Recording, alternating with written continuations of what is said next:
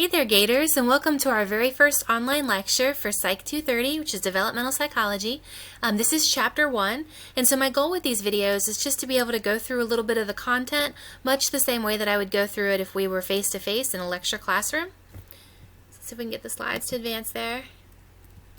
All right, good. So each unit we should start with these learning objectives. I've got them listed here for you, and that's just going to describe what we'll talk about. So some of the most important things about this chapter are just learning a little bit about human development, what it is, the theories that underlie it, and then how we get the information to actually study human development, so the research that we do. So the definitions, human development. I won't read you every word on the slide. I know you can read, but just to really explain, how and why people change, and then also how and why they remain the same. So if you think about the kids from Harry Potter, they've done a lot of changing over these movies, but they also stayed the same. She's still the same person that she was. It's just, we've gotten maybe some hair and makeup artists in. We've gone through puberty, so we've had physical changes. I'm sure she's had a lot of emotional development, social development, a lot more money, from the first movie to the last one. So people are changing, they're staying the same. And then we also really want to look at how and why people are unique and similar to each other. So if we look at the kids from Harry Potter and we compare those to just an average everyday group of kids, they're going to be unique. So, these are going to be different groups. The kids from Harry Potter probably have way more money than the other kids, but they'll also be similar. They're going to go through the same issues. They're going to get pimples. They're going to have their first love, their first date. People are people, even if there's these differences between them.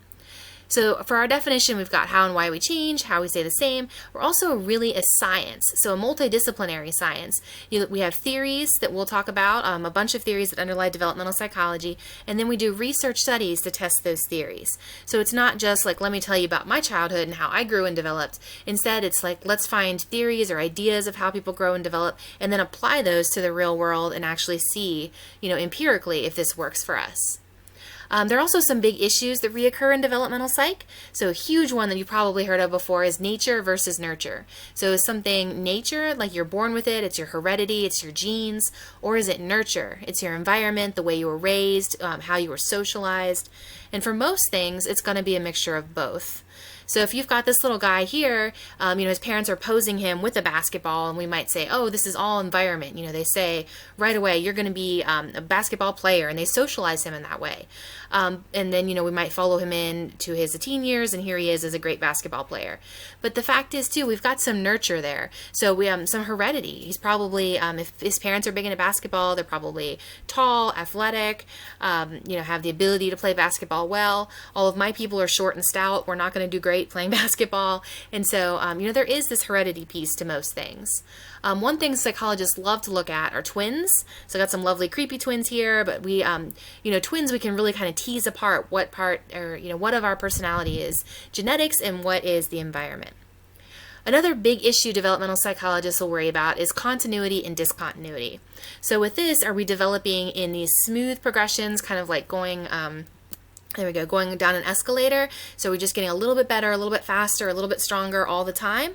Or are we having big leaps forward?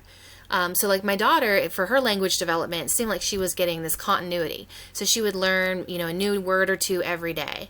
My son did not really talk for quite a while, and they were kind of like, why is this kid not talking? And I'm like, I don't know, I talked to him. But then one day he just woke up and he's like, hello, mother, I'll take my Pop-Tart on the veranda or something. Maybe not that severe, but he just went from no language to like, boom, tons of language. I just had to give him in his own time. So that was a big step forward, a big stage forward. And some developmental psychologists think we go smoothly in our development. Others think we have big jumps forward, big stages. So we'll get to talk about some of them, some of these theorists. Some issues we face too are universal versus context-specific development. So this is another one of our reoccurring issues. And with this, it's really asking, do we all develop the same? Universal. So, do we get the same things that impact our development? Are we, if we took this kid from Tokyo and that one from California, are they developing the same way? Or do we develop really based on the context that we're raised? And like most of these issues, we find it's truly both. So there's some things that we all get or we're all expecting to get, like language and love. And there's things that only we get in certain contexts, like daycare. Or breastfeeding versus bottle feeding. You might see those rates differ by context. And so, we have both universality and context specificity. So those are our reoccurring issues, and now we'll move into some forces. If this seems like it's going quick for you too, you can always pause and read. And the other thing is, a lot of these lectures will kind of overlap, or they will, be very similar to what you would see in the book. And so if you, we go through this and you're like, I didn't understand that reoccurring issues section at all, I need more help on nature and nurture. One big area that I would suggest is looking through that text in your book and seeing that, because this should line up pretty well. And of course, you can always ask me or a peer in the discussion boards as well. But I just want to keep us moving there. I'm always here if you need help or clarity. But I do want to describe now some basic forces at work. And so with this, it's saying that we have forces, and so these are referred forces because they're impacting our development. So it's like a force that can press against us. Some of these are biological, so you can experience these forces in the womb. If your mom is taking ADHD medications while she's pregnant, you may have this biological force there. I mentioned that one because I was on meds when I got pregnant with my last son, had to stop them. So it was a biological force on my pregnancy. And then just things like your diet, your exercise level. If you have to pee really bad and you're in class and it's really hard for you to focus, those are all forces that impact you. And these can impact you across the lifespan. We have some psychological or cognitive forces like our personality, our intelligence. Things like experiencing depression can shape how we go through the world. And then we have some socio-cultural forces. So these are forces that are brought about us by society. So we've got a family here that's posed. I always feel like when people wear like the same clothing outfit, and especially if their photos are going like up the stairs and they're all dressed in the same outfit, that these people have a lot of money. So to me, that's just this assumption that I make, but we can expect a lot of different assumptions just by looking at people. We know that their socioeconomic status, their culture, depending on where they live and everything can impact who they are. But one big problem with our science is that we don't have a lot of information about people who are not weird. And so weird is Western, educated, industrialized, rich, and democratic. Most of the science that we have, 96% of our samples, come from these weird populations, only 12% of the world's populations. So we really don't have all the knowledge we need about the whole world, and we're trying to extrapolate from these weird people to everyone. So it's a challenge. Some life cycle forces. This is things like when an event happens during your life. So if you're 16 and pregnant, this is going to be a different feeling, or it's going to be a different force on your development than if you're 26 and pregnant. It's the same event, it's just separated by 10 years, but that means very different things for those women. So this woman here, the 16-year-old, may not be finished with her education. She may be experiencing people who are not excited about her pregnancy, maybe feeling stressed with being financially secure. The 26-year-old woman could be experiencing all of those things, but she could also be feeling really excited, and everyone's like, yay, can't wait to meet your baby, or it can be a different experience for these people. And of course, these are just speaking in generalities. That's another thing about developmental psych. So we're trying to explain huge aspects of the population, huge aspects of behavior, and we're trying to explain them, with kind of simpler theories and ideas. So sometimes we are generalizing. So I no means no way mean to say that these people are absolutely rich because they're wearing these shirts and they look very fancy. They could have just borrowed the shirts from somebody else. We don't know. In no way I'm saying that their pregnancies are specific, horrible pregnancy and great pregnancy, not saying that at all. We just speak in generalities, as the research suggests. So speaking about research, very exciting stuff. So how do we actually do the research? A lot of what we're going to develop are theories. And so we'll see something like teenage drinking, and we'll come up with some ideas. So why is this teenager drinking and smoking at this party? And then we can come up with a whole list of ideas. So we'll just spitball. Maybe she has peer pressure. Maybe it's what she's seeing in her parents. Maybe she's bored. Then we can organize all of these theories or these ideas, and we can build, we're building and organizing, and then we can go out and do research to test them. And then we bring that research back and we strengthen our theory, we build that theory again. So it's a constant cycle of trying to, come up with ideas and build the theory, and then doing the empirical research to test the theory. So then we could go in and we could do, a myriad of things to figure out why she is actually drinking and smoking. We could go observe her in her natural habitat. We could ask her questions. We could ask her peers. So there's many different ways that we could go about this. So we've got some theories to look at. And this theory, you're going to see the theories listed here as well as in your textbook. The thing with the theories is that your textbook in chapter 1 just kind of throws all of them at you. Like, wow, here's tons of theories. It's a little bit overwhelming. And so you don't have to like memorize every single theory in chapter 1. The idea of them is to read through these slides, read through that material in the textbook, and just kind of have a general idea like, hey, these are theories that developmental psychologists study. But I'm not expecting you to know the nuance of all of these things. We're going to discuss them throughout the whole semester. So it's not just chapter 1. But these are highlighted in boxes because they're super, super important. So Erikson's theory and Piaget's theory we will come back to over and over again. So these are things that you will see pretty much in every chapter. We'll talk about some Erikson and Piaget.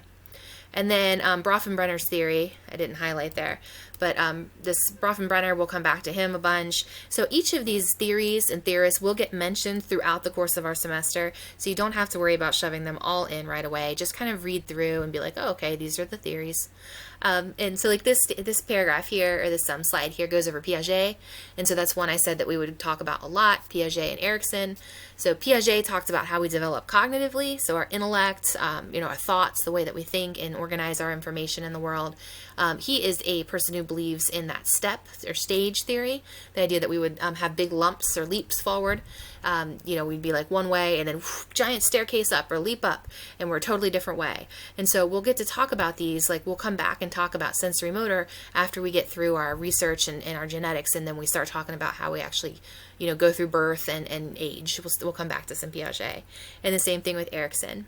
So for Erikson, we've got those stages, same as we see with Piaget. We're going to start talking about him when we get into birth, and we'll talk about each of his stages. But for him, it's more of how we develop emotionally or socio-emotionally. So we'll come back to some Erikson.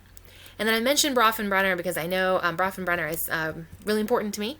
So for this one, I think Bronfenbrenner's theory is really important because he says we have these systems where we work, in our systems. So you've got, for a parent and a child, you've got what we call a microsystem, and it's just those parents and those kids. And this could be anything. It doesn't have to be parents and child in your microsystem. It could be you and your fiance, you and your parents, you and your roommate, whoever those kind of close people are to you. But then you're nested within larger systems. So it's just saying that all of these larger systems have an impact on the smaller system. And I think we can all see that even coming out to this macro system, things like COVID-19, the coronavirus crisis here. This is a historical event. It's a big thing. It's happening for everybody, and it's in our macro system. But we can see it putting impacts then on the government and the social policy, on places of employment, tons of impacts. And that impacts, those closer systems like the school and the friends, and then that will put pressure on that microsystem. So it's saying if we want to understand something in the microsystem, we have to consider the fact that it's nested within larger societal and historical implications. That we can't just look at the microsystem and understand all that we need to know about behavior. And one other theory I'm going to mention there, let's pull it all up there. And then we're going to pause this video and we'll come back for part 2 of the research, just because I don't want it to go on forever and ever. There's a lot with theories and research because it's kind of just introducing you to the whole field in one chapter. It's a big chapter to start with. And so after this chapter, we start kind of going through more life stages a little bit. So we've got kind of some genetics as to how we actually form, some birth, and then birth stage 2 and things like that. So we start kind of moving through the lifespan more, but this one being an introductory chapter is like, here's all the theories, here's all the research. So it can be a little bit overwhelming. So we'll take a break after this slide, but just to mention our lifespan perspective. So this is another theory that I really feel is very important. And this is saying that many factors are going to influence our development, and we need to know what comes before and what's likely to come afterward to understand a person. And I think if you've ever watched that show Intervention, it can help explain this a lot. So you'll see someone like this, and it'll say Kara uses methamphetamine. She's on meth.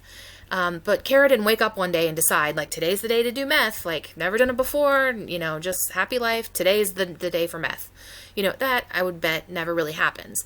Instead, you've got some kind of trajectory that has brought her there to where she's now addicted to meth and is struggling there.